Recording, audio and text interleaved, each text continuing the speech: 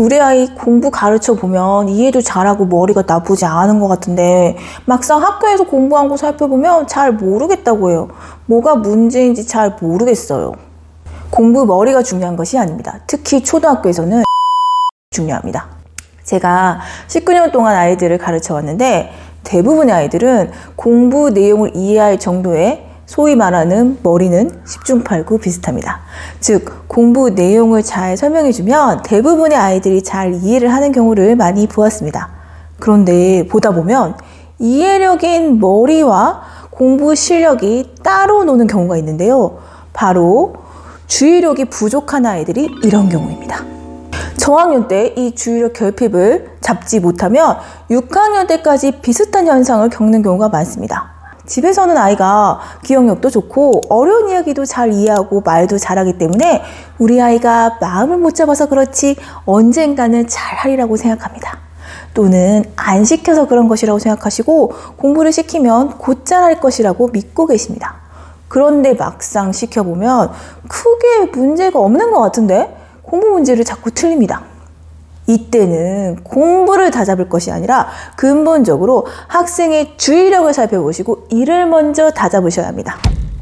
초등학교 때 이 주의력을 잡지 못한 채 학교 공부가 계속 쌓이게 되면 바로 학습 격차가 생기는 것입니다.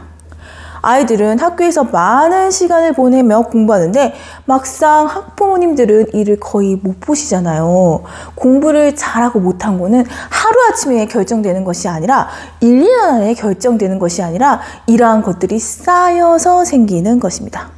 그럼 주의력이 부족한 학생의 특징에 대해서 이야기해 보겠습니다. 이 특징을 들어보시면 왜 공부 성과가 안 나오는지 알게 되실 거예요. 우선 주의력이 부족한 아이들은 공부 시간에 무엇을 하고 있는지 잘 모릅니다. 공부 시간은 동기 유발을 하기 위한 흥미로운 것, 이론, 선생님의 설명, 문제 해결, 정리 등 많은 구성 요소로 되어 이어져 있는데 주의력 결핍 학생들은 자신이 관심 있는 것만 듣습니다. 관심 요소에만 집중을 한다는 것이죠. 그래서 설명을 듣고 이해는 하는데 막상 이 이해를 바탕으로 스스로 생각해서 문제를 푸는 시간에 문제를 푸는 시간인조차도 모르고 문제가 어디에 있는지도 모르고 가만히 있는 경우가 많습니다. 선생님께서 네, 지금까지 한 내용을 52쪽 2번 문제를 읽고 교과서에 답을 써보세요 하면 그냥 가만히 아무것도 안 하고 있는 것이죠. 에이 설마 라고 생각하실지 모르겠지만 이런 학생들이 매일 시간마다 저중학년은 반에서 5명에서 많게는 10명, 고학년은 한 2명에서 5명 정도 꾸준히 있습니다. 그런데 소위 공부 잘하는 학생들은 일단 수업의 짜임을 이해하고 선생님의 설명을 듣고 있습니다. 그래서 수업 중 이루어지는 패턴을 은연중에 이미 알고 있습니다. 집중을 잘해 선생님이 하는 말을 잘 들어서 알고 있기도 하고요. 그래서 공부 잘하는 학생들은 흥미로운 선생님의 이야기를 듣고 있다. 선생님이 이를 이론 설명으로 연결짓고 이것을 문제로 이어서 자신이 문제를 풀고 해결하는 것. 이 수업 과정의 순서를 잘 알고 있죠. 자신이 경험한 대부분의 수업 방식이 그러했으니까요. 그러니까 잠깐 딴 생각을 하다가도 길의 방향을 알고 있기 때문에 잘 돌아옵니다. 그런데 주의력이 부족한 학생들은 수업의 길에 대해서 파악하거나 깊이 생각해 본 적이 없어. 자신이 흥미로운 분야 이야기가 끝나면 그냥 그 자리에 주저앉아버리는 것입니다.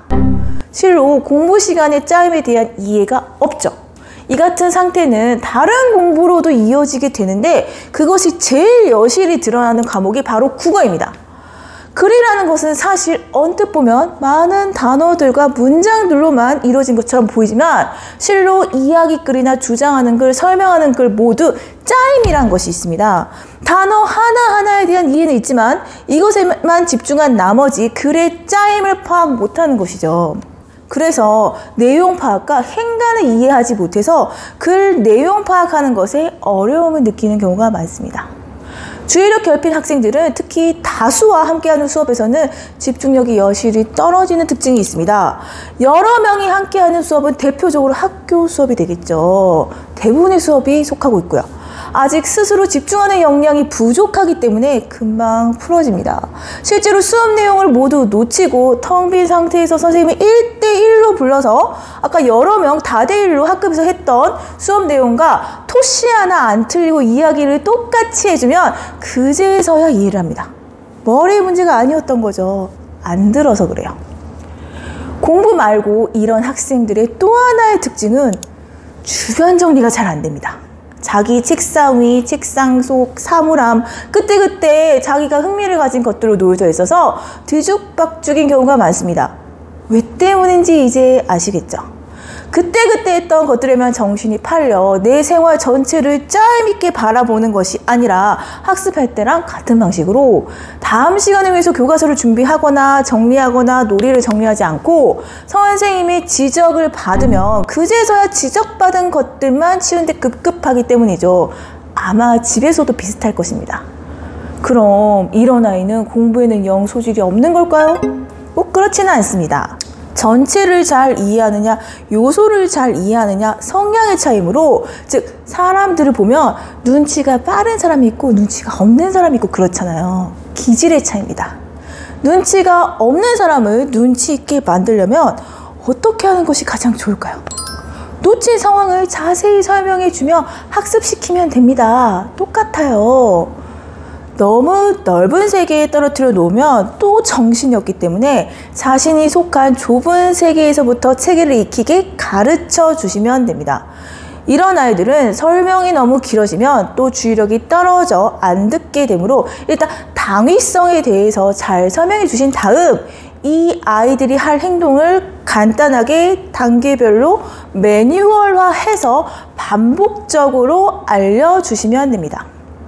예를 들어 아침에 주변 정리가 안 돼요. 공부 시간으로 쉽게 전환이 안 되는 학생에게는 공부 준비가 안 되어 있어. 수업 시간 선생님이 하는 말을 놓쳐 어디를 해야 할지 모르는 거야 라고 설명한 다음 자, 우선 학교에 오면 칠판에 적힌 시간표대로 필요한 책을 사물함에 꺼내서 책상 서랍에 넣어두세요. 둘째, 수업 종이 치면 자리에 앉아 칠판에 적힌 시간표 과목의 책을 책상 서랍에서 꺼냅니다. 셋째, 칠판 시간표 과목 옆에 적힌 쪽수를 보고 책을 펴세요. 그리고 마지막으로 선생님이 가르쳐 주시는 내용을 들으면 됩니다. 여기서 빠질 수 없는 것, 아이 스스로 하는 복기. 자, 처음에 뭐라고 했죠? 예, 맞아요. 시간표를 보고 사물함에서 책을 꺼내서 책상 속에 두면 돼요. 이렇게 복기시킨 후 체득할 때까지 매일 해주시면 됩니다. 이렇게 쉬운 것도 알려줘야 해? 하실 수 있지만 저학년 기준으로 이것을 습관으로 만드는 것에 한 학기 정도의 시간이 걸리는 아이들이 한두 명 있답니다. 자, 이제 주의력이 부족한 학생이 주로 문제가 되었던 국어 독해 능력을 해결하는 방법에 대해 이야기해 보겠습니다. 독서로 독해 연습을 시키면 범위가 넓어서 어려움을 느낄 수 있으므로 짧은 글로 이루어진 독해 문제로 연습을 시키시면 됩니다. 시중에서 학년 수준에 맞는 독해 문제집을 한 권 준비해 두고요. 자, 첫 번째, 이야기를 읽어보고 모르는 어휘를 물어보고 알아가게 합니다. 둘째, 짧은 글을 읽고 독해 문제를 풀어보게 합니다. 셋째, 대부분의 독해 문제는 글의 내용 파악을 묻는 문제가 많은데 주의력이 부족한 아이들은 이 같은 문제를 틀리는 경우가 많습니다. 넷째, 이런 문제는 자신의 뇌피셜로 하는 것이 아니라 문제 보기 내용에 있던 내용을 글 속에서 직접 찾아줘서 줄로 그어서 시각화 시켜준 후 이 내용이 모두 글 속에 있음을 알게 합니다. 다섯 번째, 문제에서 나오는 관련 단어나 문장을 글 속에서 찾아서 자신의 세계에서 답을 찾는 것이 아니라 글 속에서 찾는 것임을 계속해서 보여줍니다. 마지막으로 이제 이를 스스로 하게 학습시킵니다. 이렇게 학습시키면 세상의 체계에 대해 점점 적응하게 됩니다.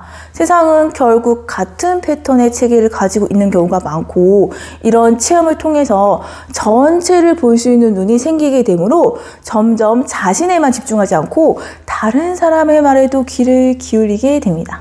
세상의 어떤 문제든 해결하기 위해서 독해 지문을 다시 읽어보듯 잘 알고 있는 사람의 안내에 집중해야 문제를 잘 풀 수 있게 된다는 것을 체득하기 때문이죠. 오늘 초등학생에게 IQ보다 더 중요한 주의력에 대한 이야기를 해보았습니다. 이야기 들으신 것처럼 주의력은 다시 집중력과 연결되어 있는데요. 공부를 잘하든 못하든 세상을 살아가는 데 중요한 요소인 것 같습니다. 아이들이 행복한 인생을 살기 바라면서 오늘 영상 마치겠습니다. 감사합니다.